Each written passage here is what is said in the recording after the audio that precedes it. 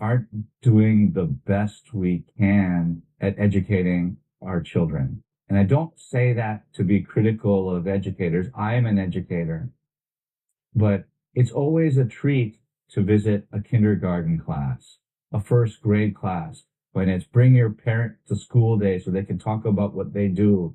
Oh, I know all the prime numbers, or I'm really good at adding. That wonder. And I want to just bottle up this energy because if we could maintain that wonder in the world and the energy that children have when everything around them is new, about where we would be today. Then go find your passion. The best scientists in the world need to still view the world as wondrous. The best doctors in the world still need to recognize that what they practice is supposed to come from a place of benevolence, not I have this practice, but I'm a university professor that happens to be has a clinical practice and I'm going to write articles about my patients. I think that's messed up. If we pay so much attention on and value so much perfection and speed and ordinary test taking, and how are we training someone to be the next Einstein or the next being famous professor? We're just wondering out loud in their lab. I wonder if such and such is true. For my children, I want them to be passionate about the world that they live in. And if you're passionate about the world that you live in, then you're deeply worried about the climate. You're deeply worried about the conflict that exists between different cultures, which there's wars all over the place. How can that happen? Who are the people that you really look up to the most? Maybe they are the oddballs. In my country, United States, where education is so expensive, you could come out of college with $150,000 a year, and then you may go on to a professional school, accruing another $200,000 in debt, and then 3 years later discovering I can't stand the sight of blood, but now I can't leave my profession because I've already grown. That is purgatory. You then are stuck. And that's when your life is, well, I go to work because it pays the bill. Who owns your identity? You do.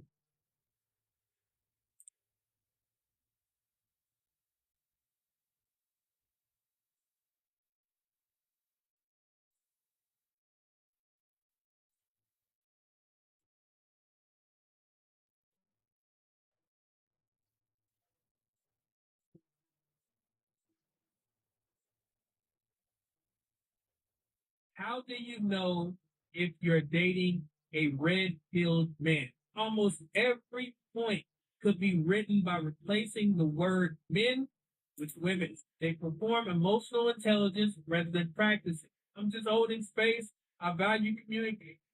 That sounds like she took that from women. Women think that an emotionally intelligent man means that you're supposed to stay calm while she crashes out. Exhibit A.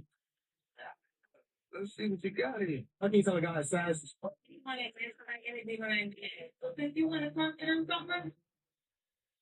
That's great.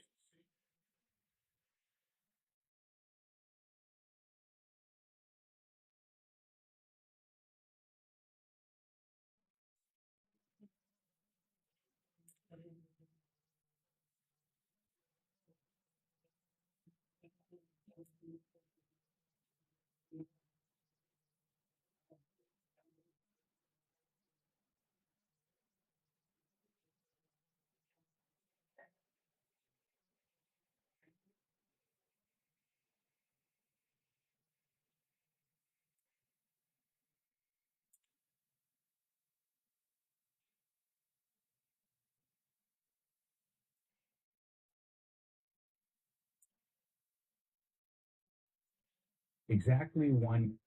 How do you know if you're dating a red? Love Island has everyone talking about red pill behavior again, inside and outside of the villa. From men seeming determined to misunderstand the women they're coupled up with to online audiences rushing to defend some genuinely questionable behavior. This season has kicked off a much bigger conversation about the manosphere, red pill ideology, and how modern misogyny actually shows up in dating. Okay? So that is the premise. Y'all get it? Let's see. So this is what they consider red pill and red pill red flags. Number one, they talk about dating like it's a competition between men and women. If your dates feel less like getting to know each other and more like a negotiation where someone has to come out the top, that's a sign your whole framework is built on opposition rather than connection. Could that go both ways? Hold on. Let's keep listening and let me know if any of this uh could you could say that this pertains to women as well, right?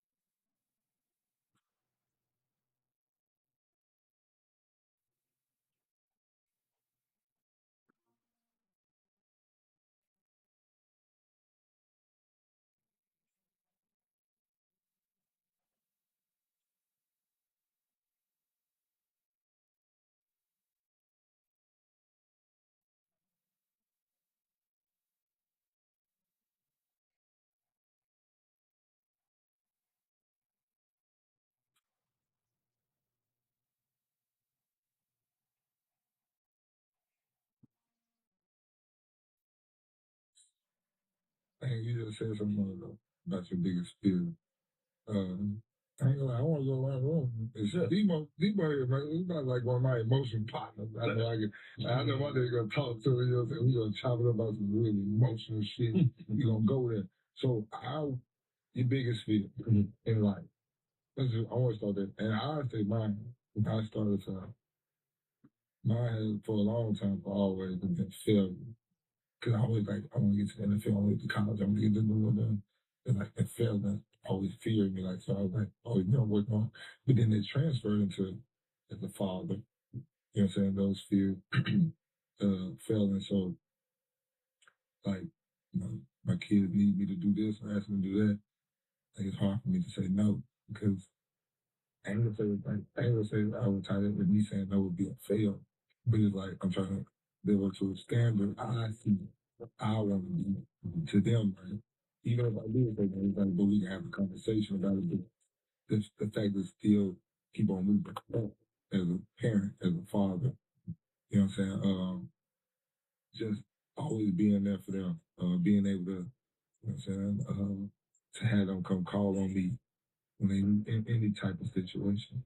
You know what I'm saying? I feel man, Kato said something the other day, like, yeah, I feel comfortable telling you. My son told me, I feel comfortable telling you stuff. And I was like, fucking, that's what I'm talking about. Like, that shit gave me a little, you know what I'm saying, a little notch on my father bill. Like, that's about, so it's like, that's what I'm aiming for. And to, like, if it would have been the opposite, like, she might fuck me up. You know what I'm talking about? So, it's like, that's what I'm aiming for. Yes, like, obviously, I want to be a great coach. You know what I'm saying? move up in that world. But it's a failure. So failure of the father is being your biggest fear, just failure period. Failure period. But I try to connect. Yeah, they go. Like, I'm not worried about football. I'm not worried about coaching. Cause that's not another person you're dealing with. I mean, of course you gotta deal with people and realize the whole school, or business today. But to be great, you still have to do it yourself. You have to go and work. Yes, you get help from this and that third, but you have to put the work in yourself. But as a father, you have to put that work in, but you still learn a person. You have to adapt to that person with also still being yourself and then learn that person and kicking it and then you got multiple. You only got one job for most.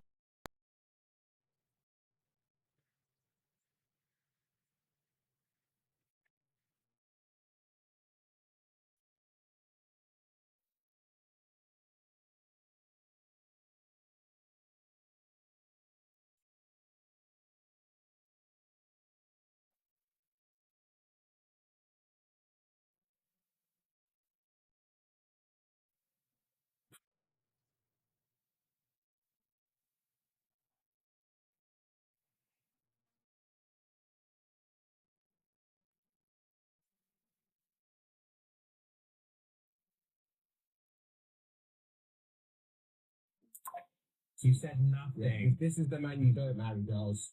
This is the man you don't marry. You marry a protector. Yeah? Someone that's gonna fight for your family, that's who you marry. What? Yeah. Us. Yeah, 100%. A13. Yeah, blown up. Yeah.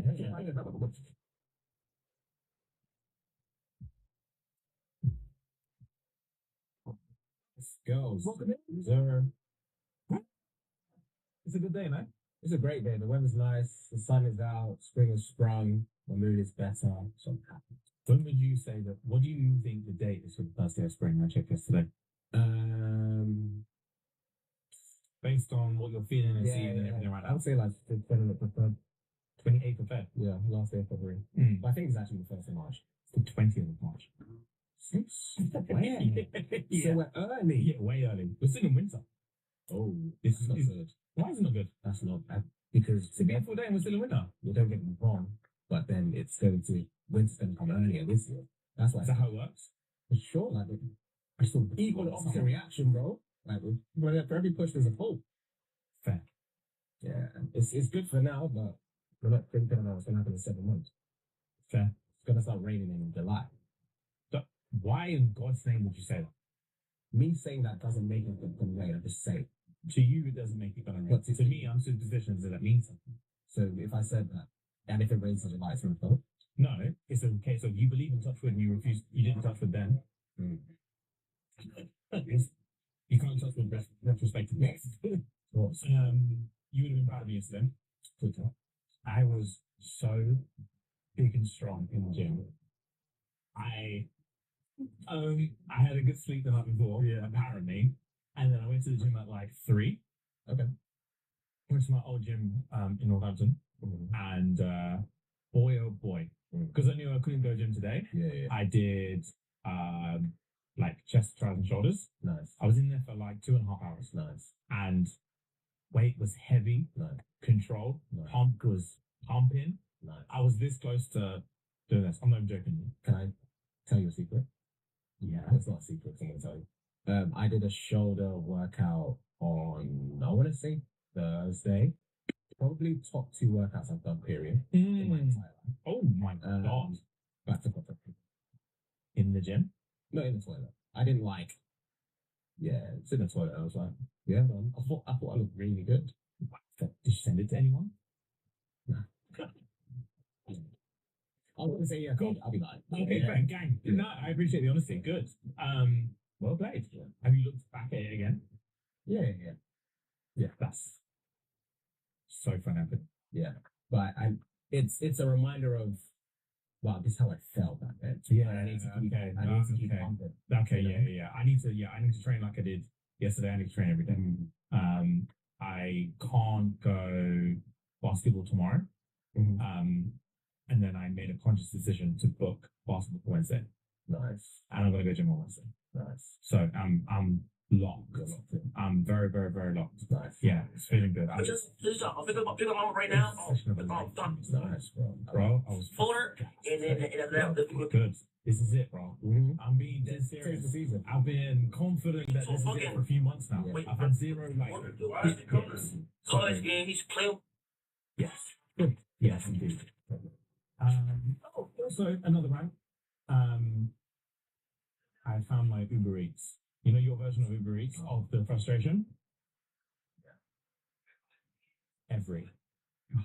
I think that's everyone's. That's every. I don't think every delivered to me. Or like things I've bought use every as their delivery. I don't know how to. Yeah, you can't navigate. You would never know. Yeah, it's just like an email saying it's every. More time mine is DHL or. Actually, it might be every as well. Brother? Deep in it might be every as well. Yeah. I was chilling in my yard yesterday because I haven't put a intercom on my gate yet. Okay. So I was chilling in my yard yesterday. Terrifying. I look out the window and there's a man at the gate with his torch on going like this. Nah. I thought it was over. I thought it was over for me. Scary. So it was over and I was like, oh my actual God. And he just stayed there waving. And I was like, fuck, but then I could see he had a package in his hand. Yeah. Pause. So I was like, fuck. All right. So I went out there. Yeah. I'm like, hello. And he was like, is this such and such house? And I was like, yeah. Who are you? And then he was like, oh, I'm from number 40. Number 40 is miles away from my house. Oh. He said that every driver just dashed it. And I got an email the day before saying that this package was delivered. Oh no. He said he just dashed it. Damn. I'm putting my hands up here now. This is probably a harsh statement. Never working with Every. And I want them out of business. I would never wish bad on people like that. I want Every out of business. Yeah, but how can you even tell, like, we don't know which company uses which delivery company. Yeah, I know. So it's just luck of the draw. It's luck of the draw, bro. Yeah. Royal Mail's clutch. Yeah, they are clutch. Oh, Royal 100 years of fucking try to still. Yeah. Royal Mail was lit. Yeah, Royal Mail, they know my thing already, bro. They press my bell, they didn't wait for the answer, just put it in my bin storage. Press bell, bin storage, bin. Bro, I put it on my preferences one time, just leave it over the gate. Yeah. Every time they leave, and they don't even, if it's cardboard, they'll put it in one of their sacks. You know those like plastic, like ropey sacks that they use? They'll put it in there and then leave that over there so it can get wet. Royal Mail's lit. You can fuck off. Every can literally fuck off. It's happening to me all the time, bro. Bro, I bought bare jumpers a few months ago.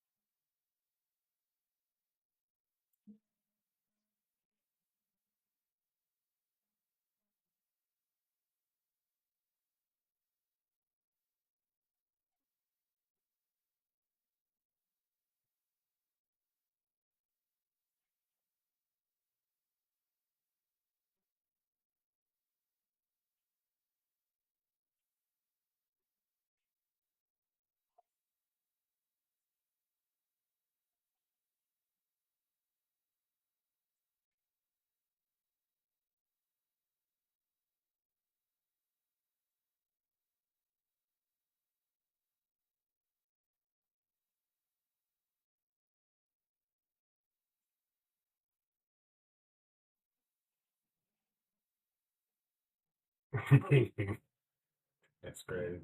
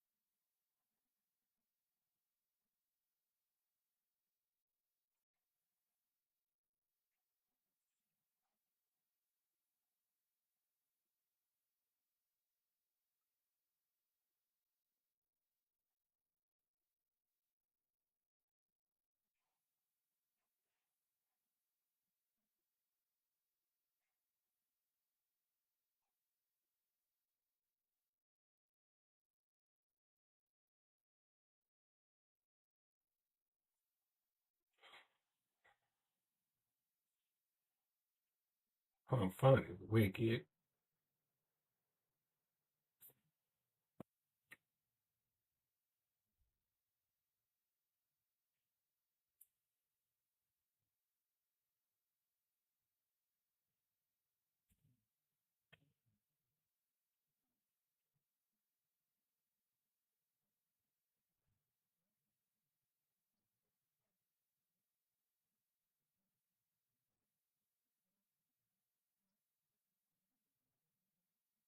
These are literally 5-second candles.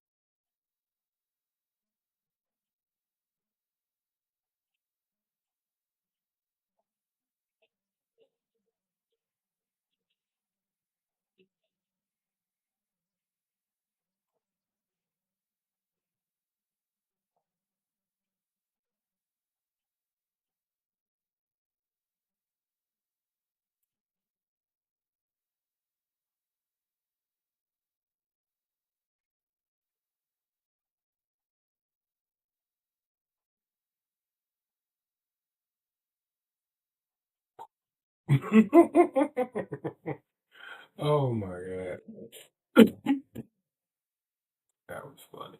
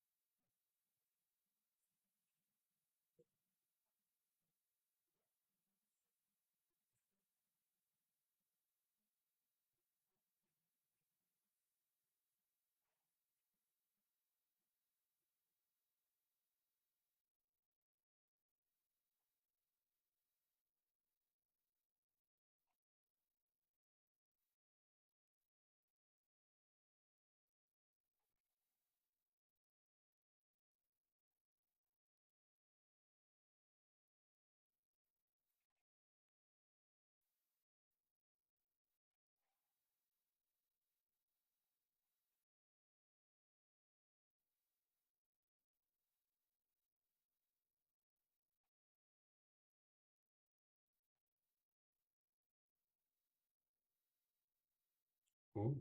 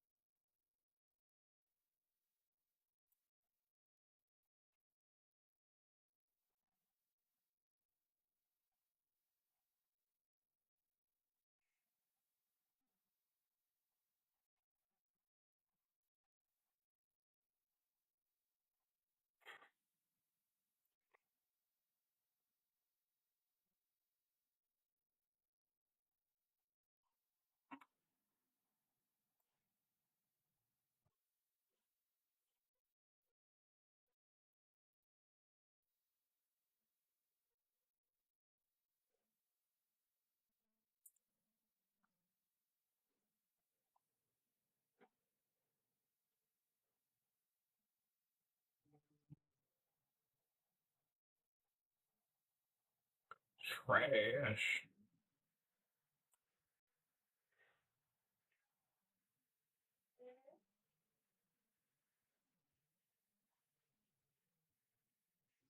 Oh, that's great.